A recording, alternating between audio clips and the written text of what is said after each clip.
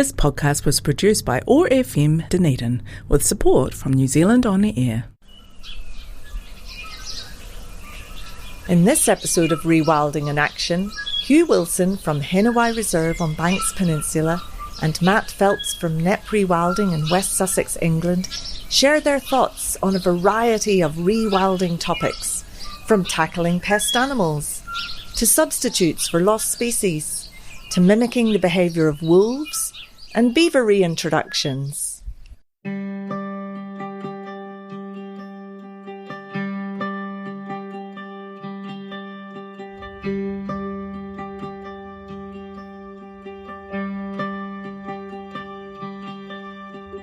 Today's episode of Rewilding in Action is supported by Taste Nature, Dunedin's organic supermarket, cafe and holistic health hub located at 131 High Street.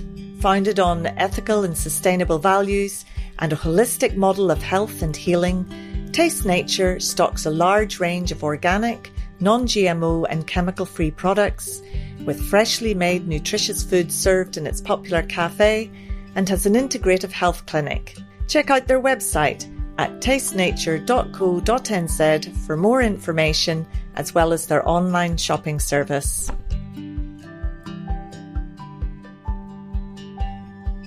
Kia ora, nau mai, haere mai, welcome to Rewilding in Action.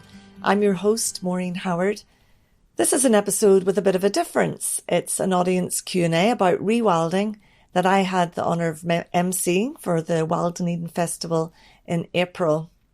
Now, as part of the festival, programme director Leslie Smith organised a viewing of Wilding, which is a wonderful documentary film based on Isabella Tree's book by the same name, and it's about what happened at Knepp Estate in West Sussex, England. And the documentary film follows the journey of husband and wife team Charlie Burrell and Isabella Tree, who in 2001 embarked on a brave new direction to rewild their unprofitable 1,400 hectare farm by allowing nature to take charge and turning it into a haven of wildlife. Now, following on from this wonderful documentary film, the audience got to ask questions of Hugh Wilson, who came in by video conference. You might remember that Hugh was my guest in episodes 28 and 29 of Rewilding in Action. Hugh is a well-respected and renowned botanist, who I like to think of as Aotearoa's leading rewilder. Hugh's written more than 10 books, including comprehensive field guides for Banks Peninsula and Stewart Island. But what Hugh's most famous for is his role as manager of Hinewai Reserve on Banks Peninsula since 1987, where Hugh's used the approach of minimum interference management to allow 1,650 hectares of low productive hill pasture that was plagued by gorse to return to native bush. It didn't happen through planting, but instead through the process of natural native forest regeneration. So native seed blown in by the wind or deposited by birds. And what makes this native forest rather famous is that Hugh predicted at the time, at the beginning, that the invasive weed gorse would be a suitable nursery plant for the natives to grow up through, and that's exactly what happened. So please join me for this recorded audience Q&A, and the first question of which comes from Shanta McPherson. Hello Hugh, it's Shanta McPherson speaking. In the film, there was a lot of emphasis on the role of large mammals and the sort of the top-down effect on the environment, and it made me think of the New Zealand situation where we don't have a biota of land mammals. We do have introduced wild animals like deer and that sort of thing. It made me also think about the role of the mower, perhaps in the past, as a modifier of the landscape. And I just wondered, what does this mean to you in terms of rewilding projects here in New Zealand? Yes, that's exactly the sort of question. Because I think with rewilding in New Zealand and rewilding in Britain, it's got lots and lots of similarities. But of course, as you've pointed out, the really big difference is that we have no native land mammals except bats that can fly.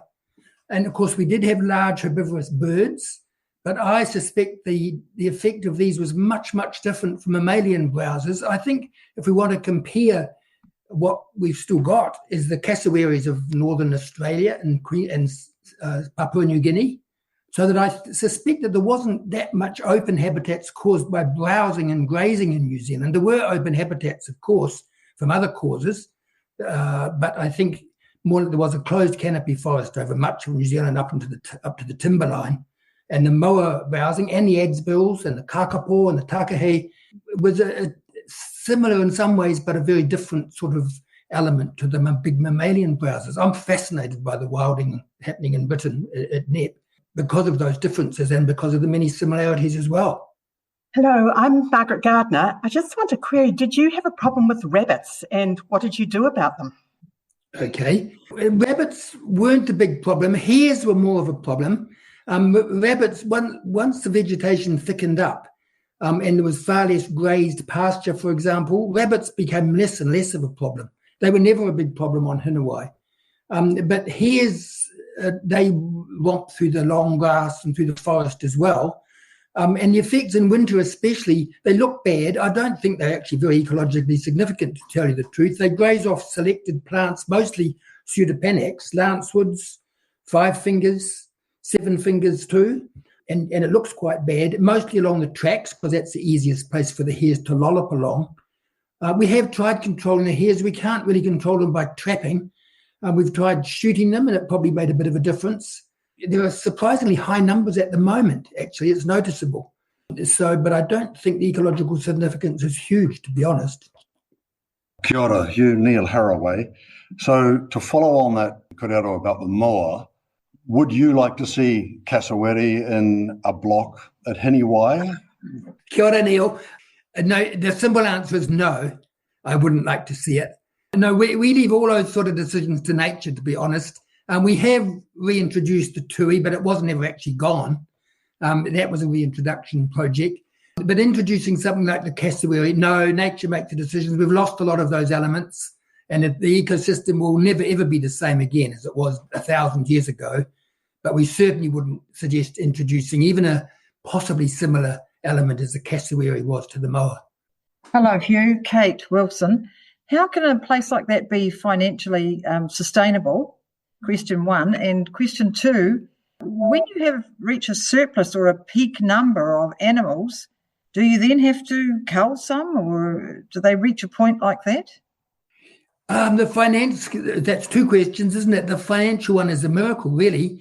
We operated on a minimal budget at first, but we had Morris White, who was the founder of our trust, had set up a sort of key nucleus fund. He wasn't that wealthy, and the fund wasn't that big, but allowed us to buy our first bit of land, which was 109 hectares. And we started work on that. No one got paid for the first 10 years. Everybody else was earning a minimum income by other work. I was a freelance botanist, for example, and earning enough for my simple lifestyle.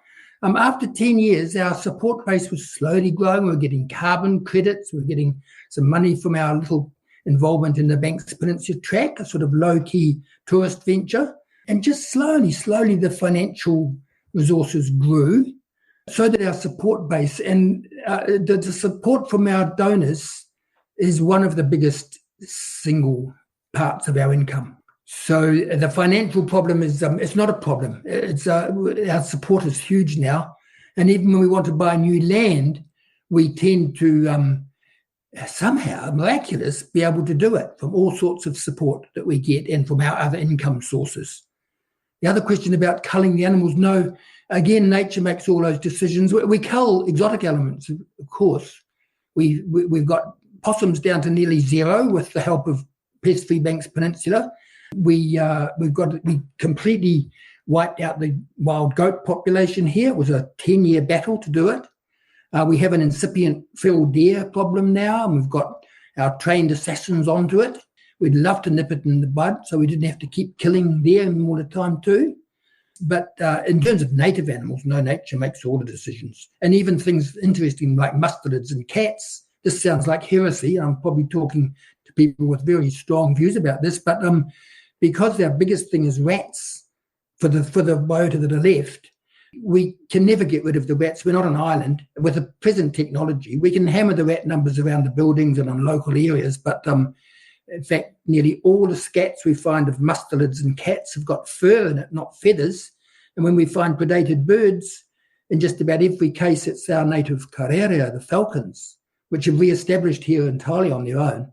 That's most of the bird predation here. Does that answer your question without me sounding like a heretic? Following on from the discussion about the goats, the deer, the other introduced animals, and extending out to the rest of New Zealand, Hugh, it exercises me. Predator-free 2050. Are we going to have ungulate, browser-free mammals? Are we going to have introduced birds gone? So we have a hybrid ecology now. And where do you think we're going to be by 2050, 2060 around New Zealand? Do you have a vision for what that looks like? Oh, that's very pertinent questions, of course. Predator-free New Zealand, predator-free Aotearoa by 2050. I don't want to sound negative, but I think it's an unachievable dream. I see it perhaps more if there's positive in it, that it's a sort of an aspirational goal. But we have to be very careful because, for example, the whole bigger predator rat situation is not really very clearly understood by most people. I keep saying that all these ecological situations are usually far more complex than our sort of simple human minds can dream up. And I think that's why we're very strong on the idea that you interfere as little as possible, and you don't interfere if you're not really confident with all sorts of scientific background as well and support, not to interfere. If we're not sure, I honestly think the best thing is not to interfere. The other point I might make about predators in New Zealand, and this, you're quite right, and this totally changed ecology. In many ways, it's very similar, but we've lost so many elements, and it's a completely different picture. The other thing is that there must be a lot of natural selection going on. The birds that have survived in a place like Hinewai, I actually think, including riflemen, titiponamu and tomtits, the birds that are survived here are thriving. The birds that wouldn't thrive have long gone, like kōkako and kieke saddleback.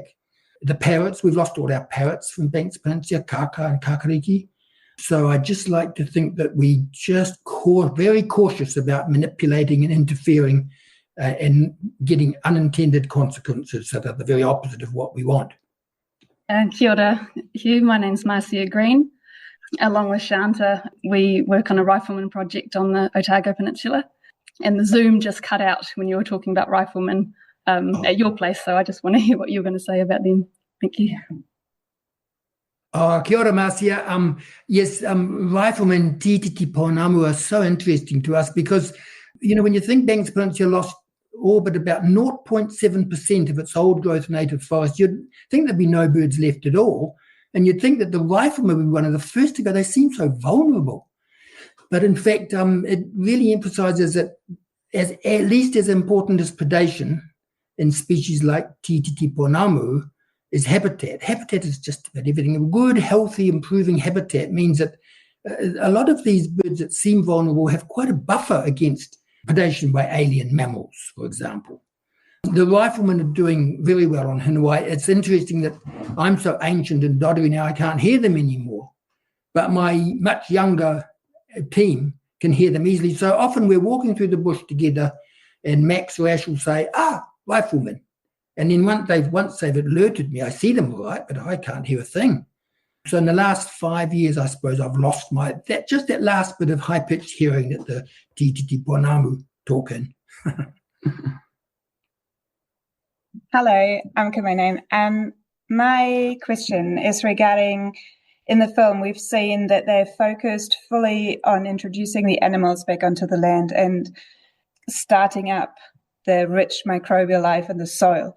And I feel like that a lot of conservation projects here in New Zealand are more focused on planting specific plants back. And I was just wondering what you think, if that's due to, if we should shift our focus and also look at what we're actually working with, how the soil looks like, or if we're here just having these different startup that our soil is not quite as depleted as it was in the heavy farming, like we've seen it in the film.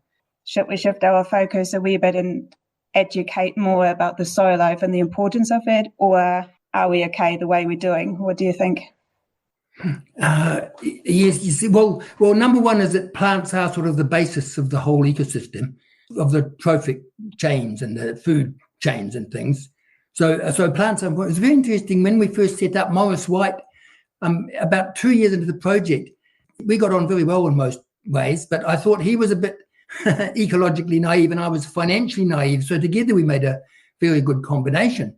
But after about 2 years into the project, he actually said to me, Hugh, I don't want to be critical, but what I had in mind was a sanctuary for our native bird life, and I can't quite see what all the emphasis on plant life is. But of course, the habitat is everything, and vegetation is the habitat, basically. And also, your question suggests that we sort of look at the microbial levels in the soil and try and work out how to manipulate it. We don't do that. We monitor everything. We scientifically investigate. But all those changes we leave to nature because we're not capable of making those decisions or even of manipulating that sort of thing on such a grand scale. So manipulation and intensive management is not part of our philosophy of natural regeneration. But obviously, by taking away the deleterious things that are clear-cut that we as humans have done, then nature is amazingly resilient at putting everything back, the microbial life, the soil fertility, the correct level or the native levels of nutrients and so on. So we don't make those decisions. And because we're not planting, honestly, if we were planting, we'd spend all our time propagating and planting out and making a totally insignificant contribution to revegetating the 1,700 hectares that we're looking after. So I think that's the way I'd answer that.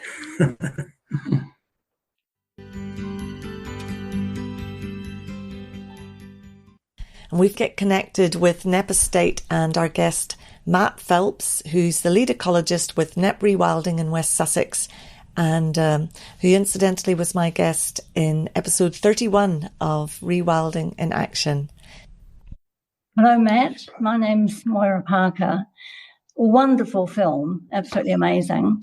One query, you have these very large animals doing a wonderful job, but I understand that in fact they are part of the running costs in terms of you do sell some of the meat. Is that correct? Perhaps you could just tell a little bit about that.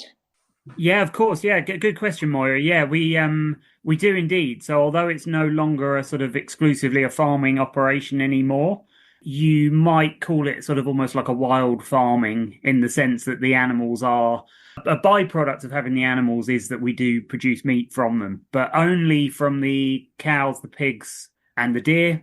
So relatively small number of venison, small amounts of venison, beef, and pork a year. But when I say small amount, I mean it's still about 10 or 15% of the annual income is coming from the meat production. So it's about 75 tons of live weight meat a year, and it's very good, very organic, and that's obviously something that's very popular now. People want to think about certainly in the UK where their food is coming from, because so much of our food is being imported. So for people to be able to buy homegrown organic beef and pork and venison is really important, and it's very popular. And I guess my question following on from that is, obviously when you're culling these animals, because the UK doesn't have wolves anymore, they don't have a natural predator. And I was wondering in what way do you think that the way that you cull them mimics the wolves, or do you feel that you still that you have some work that you would like to do to mimic the wolves more closely? Yeah, really good question, Maureen. It's always going to be difficult because you are, as you say, you are pretending to be a wolf. You can't think in the way that a wolf will think. In terms of the different animals we have are treated slightly differently. So with the cattle and the pigs, they are still classified as livestock in the eyes of the law. So we are having to, round them up and they are sort of taken off site for the slaughtering process. Unfortunately, we would like to do that on site, but there's a lot of challenges and obstacles in the way to do that. So with cows and the pigs, it tends to be sort of age, largely based on age, certainly in terms of the beef. and the pork, actually. It's to do with what is the correct age for them. So with the pigs, it tends to be all of the piglets go before the end of their first year. So they're sort of being born now. In fact, we had our first piglets last week, and those ones will sort of be, going to market by sort of Christmas time. And then with the beef, it's about 3 years. It's just under 36 months is when we tend to send the beef animals off for to market. The one that we can sort of most easily mimic the natural predation, as you say, is the deer, because the deer are sort of running wild. They are essentially a wild animal, both sort of legally and in the way they behave. So with those, they are shot on site. We have a team of stalkers who are fantastic, and they know the landscape and they know the animals really well, and they are up there, in the high seats in the trees, and they will be looking for the kind of animals that a predator would look for, the sort of weaker ones, the ones that are limping, the ones that are older, the sort of the mature males that are maybe getting past their prime and things like that. But it's never going to be 100% like a predator would do it, because we can't possibly think like a wolf. The other thing, of course, we lack with not having predators, and why predators are so important, as you know, in a landscape, is that sort of fear, that element of creating just sort of different dynamics in the population. And that, again, is difficult to mimic. It's something, that's why in rewilding, we, particularly in the UK, we talk a lot about the absence of predators, because we simply don't have that anymore here. Kia ora, Matt. It's Bronwyn here. I've got 2 quick questions, I think. Have your beavers started to, because they look really cool, and I'm a wetland sort of person. And then have you had issues with that thistle comeback and the butterflies? Because that seemed amazing that the thistle died down. What happened? Did the butterflies never come back again? Great questions, Bronwyn. Thank you. So the beavers, yes, we are about 5 years into our beaver project now at Knepp, and yes, they're breeding. We've had 3 successive years of breeding from our adult pair. So we've had, we think, 7 kits, as they're called, 7 babies over 3 years. And now what we're really working on, we've just had legislation passed in the UK, in England, specifically England, that means you can release them into the wild, but you have to go through a licensing process to do that.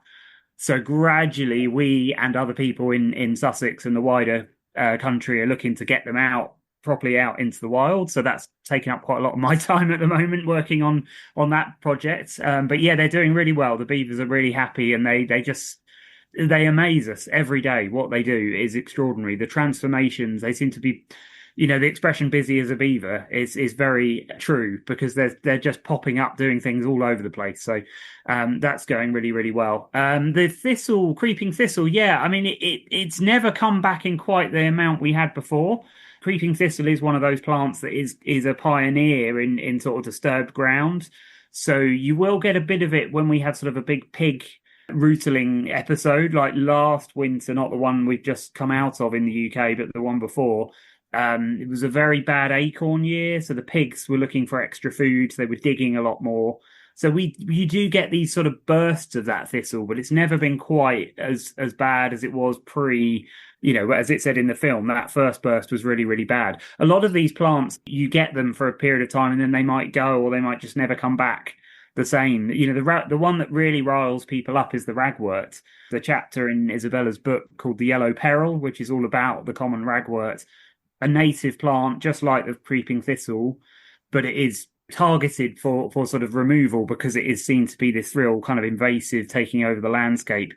In fact, what we see at Knepp is it just ebbs and flows. It naturally has high points and it has low points, and as much as possible we just let these things kind of have their moment, essentially, and usually they will kind of just come and go. So that's the case with the thistle, really. Hi, it's Marcia again. Just a quick question for both of you guys. Have any of your neighbours essentially seen what you've done and copied you? Well, Banks Peninsula is very interesting. I'm not saying they're only copying us, but there's a project as big as Hinewai sort of popping up across Banks Peninsula now. One of the, not the most recent, but a good one is the highest point of Banks Peninsula, Te Ahu Pātiki, Mount Herbert, was purchased by public funding and is now run by a trust board, just like Hinewai is. But no, it is being copied. And one of the best things is that a lot of the areas of farmland that were irretrievably infested with gorse people are really, Hinewai is a lovely, sizable example of what happens, and they can see it now with their own eyes. There was huge skepticism at first, but no, it is being copied all over the place now. It's quite exciting. The short answer is yes, basically. It is, I think, as they said in the film at the end, it's gone from being Charlie and Isabella was seen as these quite crazy people doing something really weird and strange and potentially problematic, but actually now people have seen how successful it is. I mean, if you look at it through any lens, what's happened at Knepp is, ecologically spectacular. It's financially far more viable than the previous farming operation. Any landowner that's sort of having those similar worries around, what do I do with my land? How do I make this work? Knepp is a really good template in our part of the world, at least. And yeah, definitely a lot of people are doing similar things, and we're working very closely with those people to sort of join the dots, basically. Well, that was a wonderful evening, a really enjoyable evening. So if you do get a chance to watch the film, Wilding, I really recommend it. I've got a lot of thanks to give to Tūhura Otago Museum for providing us with a venue and the space to have our audience Q&A, and also for recording the audience Q&A. But particularly a really big thanks to Leslie Smith, Programme Director of Wild Dunedin, who organised this event. And then, of course, to the audience for their really interesting and thoughtful questions. And a big thanks to Hugh Wilson and to Matt Phelps for giving their time and energy to coming on and providing answers. And thank you for listening to Rewilding in Action. I'm Maureen Howard. In my next episode, I talk to Steve Carver, who's the lead author of Guidelines for Rewilding. This is the definitive guide to rewilding. Until then, I will leave you with a bit of a smorgasbord of singing birds, loved by my guests Hugh Wilson and Matt Phelps, rewilders who are letting nature take the lead.